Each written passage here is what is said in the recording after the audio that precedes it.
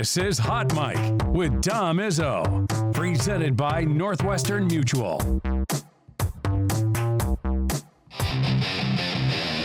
Oh, it's Mr. McFeely. I have seen the future, and he was wearing number 5, and I ain't talking about Robbie Grimsley, folks. Took out the muffins, took out the trail mix, took out the cookies. They stole the monster cookies. Wow, that's awesome. That is so awesome. Let's do some broadcasting.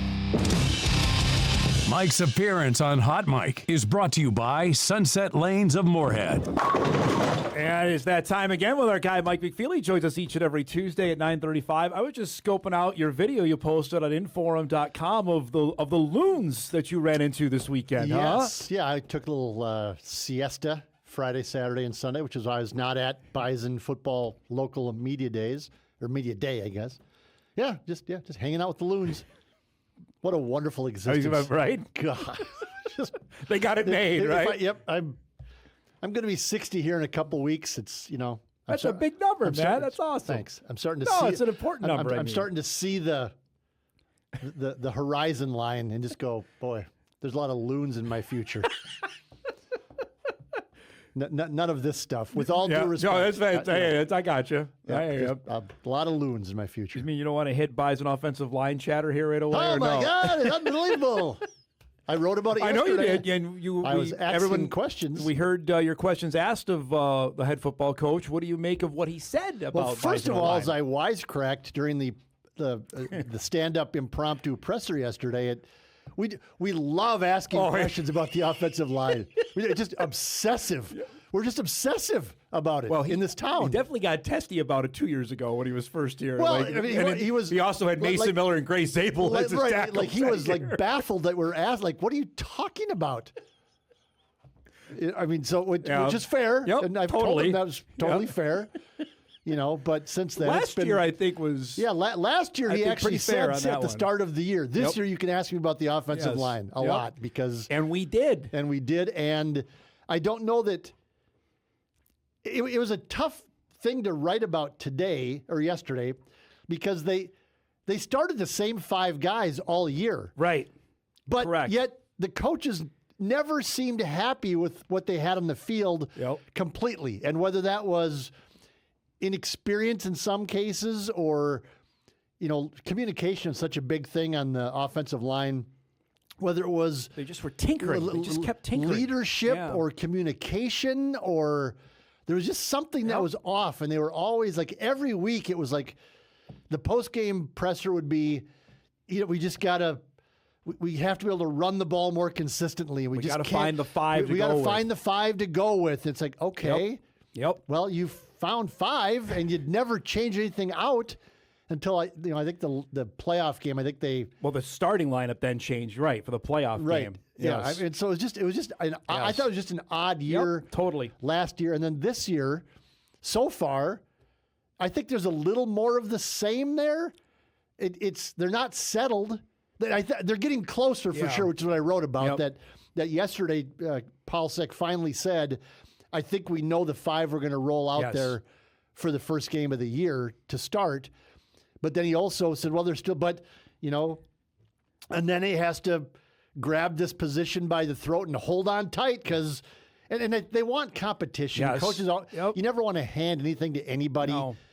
You always want competition because that, you know what the saying is, Don, is iron sharpens iron. That's a good one. It's true. Yep. Yeah. And so save that one. And so they always want competition. They never want to hand anything to anybody. But it just seems again like, okay, they got 5, but do they really like the 5 they have? I guess they do. I don't know. Well, Gage Schmidt is going to be the guy at center. That was the most definitive that I think that policy was about anything, was that Schmidt is going to be the guy, which is a great story. Since spring ball, it's been, Griffin Empey might be playing center because he's, that might be his best position, and then it also might be, he might be the best, center on the team, with all due respect to Gage Schmidt. That might be Griffin Empey's path to an NFL career would be at center, which all of that plays into it. But you also need to have the best 5 out there, offensive line on the field. And so if Gage if they can move Griffin Empey to left guard and Gage Schmidt is a serviceable to above average Adequate to center, good right. center, Yep. then you have, and they're better than the players that they're replacing at guard, then Correct. you go with it. You have some positional flexibility is what they like to say, Oh, right? yes. We And that assume makes that Bison offensive line more valuable to NFL teams as well, Dom. I've heard that for the last 7 years. But that also means Ryan Babbitt's, we assume, is going to be the left tackle. Yep. And then going back to your last point, I remember texting you when I'm on the field in Brookings, and they're telling me Babbitt's is going to play a lot. We're in game, whatever it was, 8 or 9 Right. last year. Like, the true freshman's going to come Right. in multiple series, which maybe more red flags should have gone off than even for me that I realized. Like, wow, it's a big deal. They're playing a true freshman in, quote-unquote, the biggest game of the year. right, you yes, know? no, for sure. But the Illinois State game did not go well for the offensive line. No, it did not. I mean, there No. were, I Go don't back think, and watch it, man. They got manhandled yeah, there. I just don't. They just did. The left tackle did not play well in that game. That wasn't in Babbitt's. That was Bo Johnson. The young man from Roulette. Nate Tosted. I don't know if he just ran out of gas. I'm not Yeah. I'm not criticizing him. He was a redshirt freshman, Correct. who was playing 9-man football Yeah. prior Yep. to that, and he started the entire year, and then he's playing against 24-year-old defensive linemen from Illinois State who are, smoking cigarettes on the sideline and drinking Fresca. Len Dawson on the with their sideline. 2 kids up in the stands. And Nate Tastad is he's like a 19-year-old going, okay. And so I'm not criticizing Nate at all. He was put into a very difficult situation. And Tim referenced that yesterday, Yeah. saying he would have been better served playing 50 to 60 plays Right. rather than 70 plays all season long. Which I think was the gist of what Polisic was saying as well to us, is that if we can do that, that might make us better throughout the whole year, being able to rotate some guys and not have them play as many reps as they did a season ago. But a lot of this goes, and you and I have talked about this for the last year or so, is a lot of this goes back to, and I wrote about this again, is that they had a couple to a few recruiting classes where they just didn't get much out of them, if anything. I was going to say zero out of them. Yep. On the offensive line. I mean, they whiffed a lot. Yes. From about 2020 to 2022. I mean, Josh Magan is the only high school recruit offensive lineman left from the 2022 signing class, and he was a defensive lineman. Not a Shakopee, correct. That they switched to offensive line. Yep. And so that's your redshirt seniors. You should have at least 2 guys. You'd hope. Yeah, right. I mean, I know it's never a 100% hit rate. It just can't be. But you'd hope to have 2 redshirt seniors that would either be starting or one of the guys would be in the rotation. Yep. They have a couple redshirt juniors, Empey and who else? Lewinsky's in Lewinsky. that. Lewinsky's in that group. But, yeah. I mean, I think Stummis is in that group as well. And so they just have missed a couple of years, Totally. and that they just sort of got out of whack. And then you have to add in the transfers. It's the world we live in. But if Bo Johnson and Trent Fraley come back this year, Oh, man. then you're going, wow, they're going to be pretty dang Yeah, good. yeah, right. And now you're like, well, Yeah. okay. Yep. Totally. Even if one of the 2 comes back, I think you're feeling pretty good about where you're at offensive line wise. Yes, in for sure. 2026, Yeah, absolutely. And that's not to say they're not going to be good. Correct. I just I don't know. I mean, I don't know. And I was talking with somebody yesterday at practice going, and he was saying like, well, it's just sort of hard to believe that NDSU isn't going to have an advantage on the offensive line in this league. Yeah. Even if you have some questions, even if it's not, 4 NFL guys, you kind of go, is there going to be a game where you go, wow, like Hawaii's defensive line is just manhandling NDSU up front? I mean, is that going to happen? Maybe it happens, but it doesn't seem likely, does it? No, no. But again, that's the whole newness of what we have coming is we just don't know what to expect. Man, from this San thing. Jose State's defensive line is just road grading NDSU's I offensive don't foresee line. that. I mean, I don't know. I don't foresee that happening. That's the whole part. We just don't know on that. Noah Stummis is a name, and he brought up, Polisic did to us yesterday, that's young man out of Eden Valley Watkins High School, huge. He's a huge dude that potentially could be in the mix. Tosted's there, Mangan's there, along the names we've already mentioned that could potentially play. The one point we're not going to know was Tucker Thieneman, who was another true freshman that came in this class. He got hurt during spring football. For a freshman, right? Just massive. He's a huge guy that I think he would have played. I think he and Earl Brown both, the guy out of Pillager. At least would have had gotten snaps. Right, because with this new rule now, you don't have to worry about it. That they at least, I think, would have got a chance to get up there and get some snaps. It's really hard to be a true freshman. And Ryan Babbitt's last year played, but and good for him. And they have him pegged at left tackle. But it's really hard to play as a true freshman on the offensive and defensive lines. Who was the last true freshman to play offensive line before Billy Babbitt's? Turner. Who's an absolute freak. He played 10 years in the National Football League. All right, let's break. We come back. There's some Mountain West QB news we got to talk about. Yes. Not just related to the Bison. We'll do that. And there's no QB news at NDSU. They have their QB1. They do. That and much more when Hot Mike returns. We're back after this. All right, welcome back, everybody. A few more minutes here with our guy, Mike McFeely. I got a couple emails I want to get to, but there's some controversy again with the Pac-12 and the Mountain West. What? Pac-12 just tweeted out, you're going to take umbrage with this. The Pac-12 Conference, we have named Old Trapper a founding partner and official beef jerky of the Pac-12. Now, wait a minute. I thought Old Trapper was us. I thought Old Trapper was ours. Yes, right? I was popping Old Trapper beef jerky like it was going out of style. Quaaludes or something. It was the 1970s. Wait, what are we doing? So here we go. Already there's a critical amount of tension between the leagues. I think Old Trapper is an Oregon-based company, I believe, and so it fits right in the footprint. Here we go. But I'll say this is, and again, it's just these John Canzano, John Wilner, these guys. And the Pac-12 itself, most importantly, they're just trying to elevate themselves. Or the writer's trying to elevate the Pac-12, like it's this close to a power conference. It's not. So what we're learning is, okay, so you have the same brand sponsor as the Mountain West, which you say is just a trash conference that totally sucks in every way compared to you. Yeah. Because Oregon State and Washington State are this close to being invited to the Big 12, even though they got left behind and nobody wanted them like a year ago. What has changed since then? Nothing has changed. What has changed? Nothing. Yeah, I don't know. Boise State's going to run these teams over just like they did in the Mountain West. They're going to. Fresno State's going to have some fun with them too, I think. Probably. Yeah. You know. Yeah. I mean, it's just like, okay. So there it goes. It keeps on rolling on with the battle between the two conferences. Speaking of the Mountain West Conference, we're just gathering some intel as we get closer to the start of the season. A reminder that 4 Mountain West teams play in week 0, so we're not that far away. So you're going to have a chance to get some evaluation besides North Dakota State on August 29th. We were just doing this in break. New Mexico, UNLV, San Jose State, Nevada, and Northern Illinois, Michael, all have quarterback battles going on right now. They do. Well, again, competition, iron sharpens iron. But let's get that out of the way. and I don't know that – I'll say this. UNLV, is it? Dan Mullen says he has a quarterback competition. Maybe that's his strategy to, this Jackson Arnold again. I've never seen the kid play. I've never seen the kid play one down, so I can't comment. But he was like the second coming.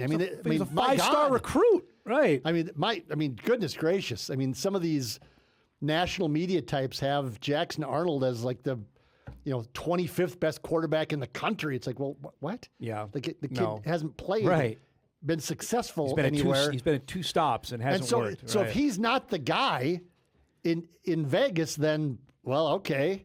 That seems odd. Right. Northern Illinois, we thought that they got this kid from Western Carolina who went to North Carolina and didn't last through spring ball or left after spring ball, Taron Dickens. So we thought he was the guy in DeKalb, but we don't know right? I don't know that he's been named the starter. Nevada and San Jose State have legitimate quarterback competitions going on there. Yes. Like Choda's got it looks like he might go with a sophomore, a true freshman that played, I think, 7 or 8 games last year is likely going to be the guy there. Nehemiah Malolo told us at media days, like, we got to fight our guy. Yep. And then New Mexico is really interesting. Yes. Jack Lane, the quarterback who came with Jason Eck from Idaho to New Mexico and has been solid. Yep. He's had, is it elbow problems? He had elbow surgery at the end of last season. Yeah, and so he's apparently having troubles with that again, and has not been practicing. And I think Jason X said yesterday, Jack Lane doesn't have a timeline or timetable on, I'm going to return or try to on this date. And so the young man is getting frustrated. Obviously, the head coach is probably. And the head coach now is saying, well, we just don't know that he's going to be able to go or when he's going to be able to go. And so they are trying to, I think, don't they have a backup from Michigan? Yes. They have a couple that are in the mix there. Yeah. And I think he had to play last year because Lane got hurt last year. He's been hurt the last 2 years. He got hurt at Idaho 2 years ago, and he got hurt last year at New Mexico. And so there's some quarterback intrigue with the program that I picked to win the Mountain West this year. I just like the way that Eck has his team playing defense and is strong up front on both sides of the ball, which would seem to be a good way to go in this league. So half the teams have quarterback question marks is probably the best way to describe it. If UNLV and Northern Illinois are legit question marks, that's 5 of the 10 teams are trying to find a quarterback 3 weeks before the season. Which means UTEP and Wyoming are both going with FCS transfer guys to take over there. We know what North Dakota State has. Hawaii has Alejado back. Yep. Air Force has its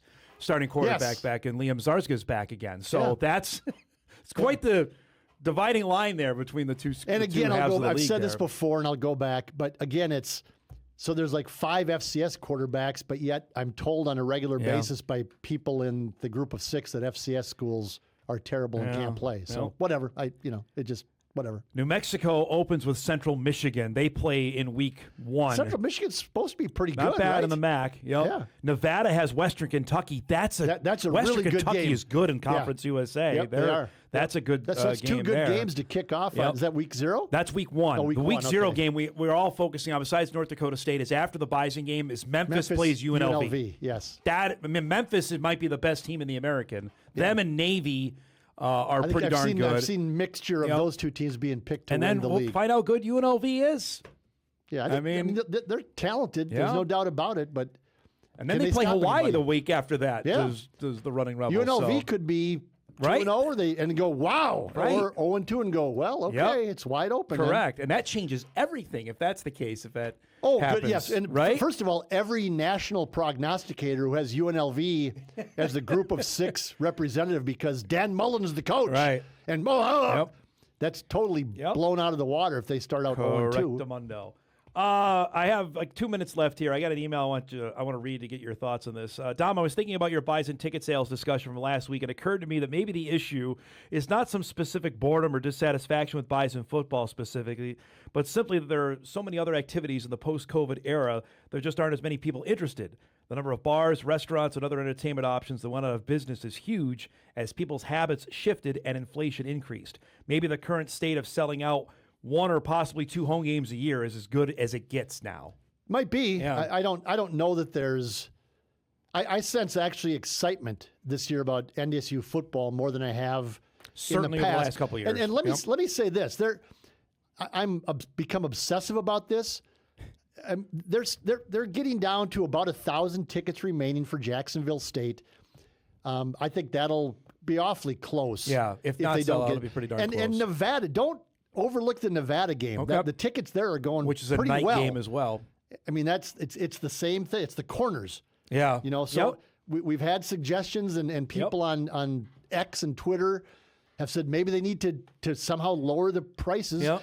And maybe that's the case. I think that's a big deal. I think the cost is a big deal. I think people would like to go, and it's fun, but a family of 4, that's $220. I was going to say $200, right? All the fees and licenses and all of that, and so that's plus you got to get there. Johnny and Sally want to have a hot dog, got to and eat, a pizza and some nachos, and that's $340 right there. So going to a Bison football game is not inexpensive. Yeah, and so I think that's a major thing.